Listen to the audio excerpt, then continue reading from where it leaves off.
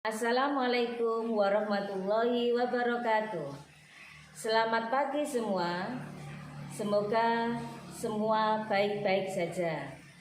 Tetap semangat belajar di rumah di masa pandemi. Belajar tetap asik, belajar tetap menarik. Pada tema kali ini, kita akan mempelajari tentang reproduksi pada manusia, yaitu pada pria dan pada wanita.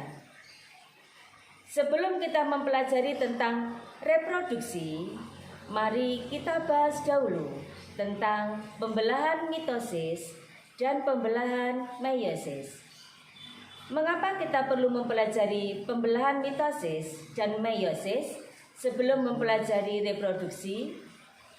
Karena di dalam reproduksi ada tahap-tahap pembelahan baik mitosis maupun meiosis, yaitu contohnya pada tahap spermatogenesis, yaitu proses pembentukan sperma, dan oogenesis, yaitu proses pembentukan ovum. Baiklah, pada yang pertama ini mari kita bahas yang pertama tentang pembelahan mitosis oleh Asiatin SPD. Ada 3 alasan mengapa sel mengalami pembelahan. Yang pertama, untuk pertumbuhan. Yang kedua, untuk perbaikan. Yang ketiga, untuk reproduksi. Untuk pertumbuhan, sel itu akan membelah, bertambah banyak, bertambah besar, sehingga akan mengalami pertumbuhan. Untuk perbaikan, sel-sel di dalam tubuh kita setiap saat mengalami kerusakan, sehingga perlu diperbaiki. Sel-sel tersebut mengalami pembelahan mitosis untuk menggantikan sel-sel yang telah rusak. Untuk reproduksi, pada tahap reproduksi, sel mengalami 2 kali pembelahan, yaitu pembelahan mitosis dan pembelahan meiosis.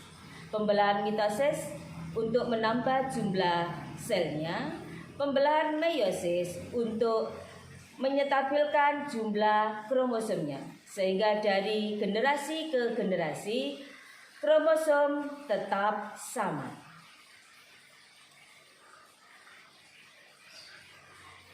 Ciri pembelahan mitosis. Yang pertama, menghasilkan 2 sel anakan yang identik dengan sel induk,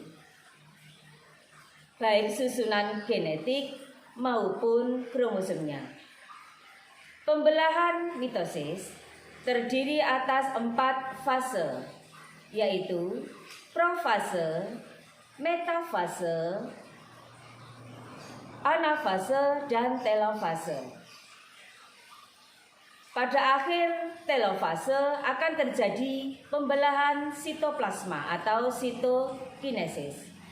Pada saat sitokinesis terbentuk cincin pembelahan yang berfungsi membagi sitoplasma sehingga terbentuk 2 sel anakan yang menghasilkan 2 sel anak yang sama dengan induknya.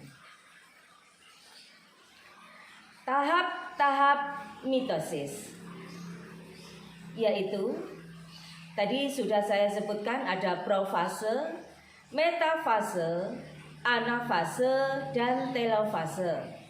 Yang pertama pada tahap profase. Pada tahap profase sudah muncul sentriol dan gelendong pembelahan. Benang-benang kromatin memadat membentuk kromosom. Kromosom itu terdiri atas 2 kromatid bersaudara yang membentuk inti 1. Metafase. Kromosom berjajar di bidang pembelahan pada 1 baris. Sedangkan pada tahap anafase, kromatid bersaudara dari setiap pasangan memisah menuju kutub yang berlawanan. pada akhir anafase, kedua kutub memiliki jumlah kromosom yang sama. Tahap terakhir yaitu telofase.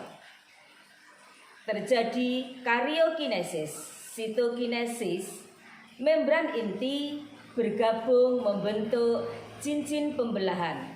Kromosom memanjang membentuk kromatid. Terbentuk dua sel anakan yang berbeda. Ini adalah gambar tahap-tahap pada pembelahan mitosis. Terlihat di sana ada gambar di dalam inti sel yang kromosom yang berwarna merah dan juga yang berwarna biru.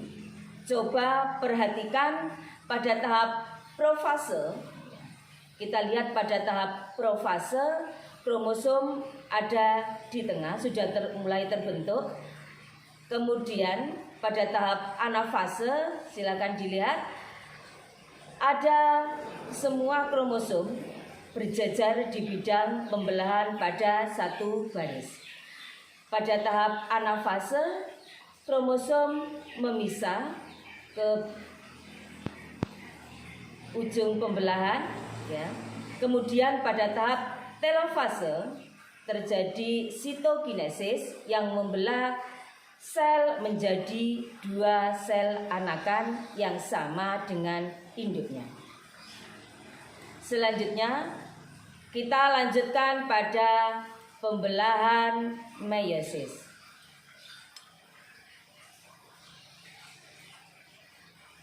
Pembelahan meiosis menghasilkan 4 sel anakan yang memiliki kromosom separuh dari kromosom sel induk.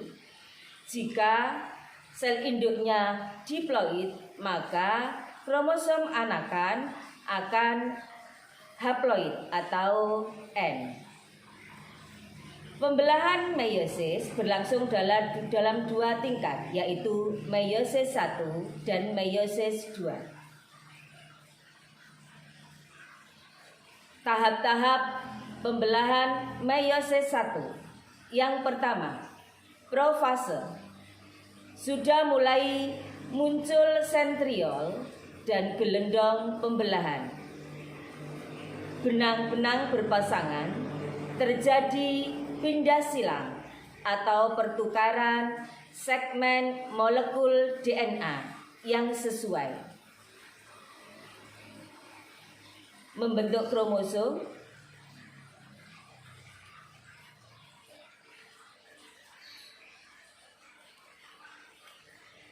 Yang kedua yaitu tahap metafase. Pada tahap metafase, kromosom mulai berjejer di bidang pembelahan pada satu baris. Selanjutnya, tahap anafase. Kromosom yang homolog memisah dan bergerak ke kutub yang berlawanan.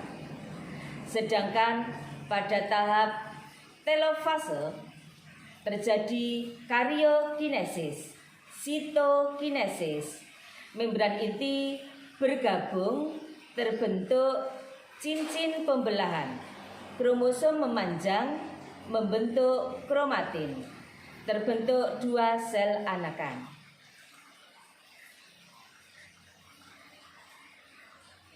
Tahap-tahap pada meiosis 2. Yang pertama, profase. Membran inti mulai rusak. Sudah muncul sentriol dan gelendong pembelahan. Benang-benang kromatin memadat membentuk kromosom.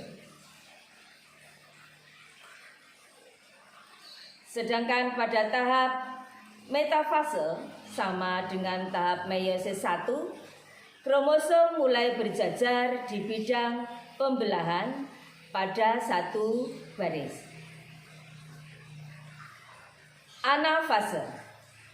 Kromatid bersaudara dari setiap pasangan memisah menuju kutub yang berlawanan.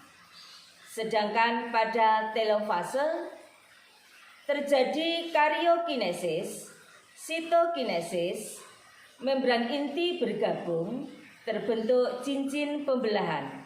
Kromosom memanjang, membentuk kromatin, terbentuk 2 sel anakan.